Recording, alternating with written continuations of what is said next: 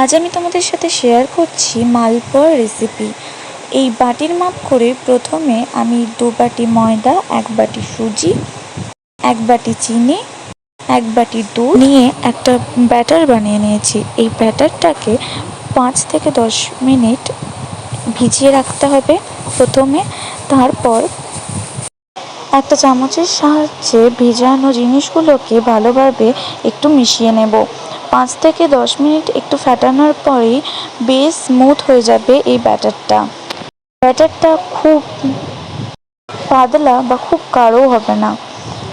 তারপর একটা কড়াইতে সাদা তেল নিয়ে সেটাকে ভালোভাবে গরম করে নিয়ে ডাবুর সাহায্যে ব্যাটারের কিছুটা এখানে নিয়ে নিয়েছি। এরপর সাদা তেলটা খুন্তির সাহায্যে ব্যাটারের ওপরে দিয়ে দেব, যার ফলে ওপরটা ভালোভাবে সেদ্ধ হয়ে যায়। তারপর উল্টে পাল্টে ভেজে নেব। দেখতেই পাচ্ছ কেমন লুচির মতন ফুলে গেছে।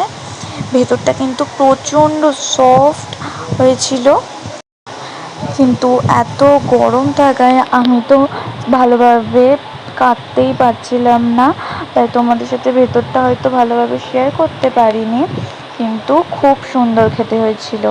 তোমাদের যদি আমার ভিডিও ভালো লেগে থাকে তাহলে একটা লাইক আর আমার চ্যানেলটাকে সাবস্ক্রাইব করে দিয়ে আমার পাশে থেকো।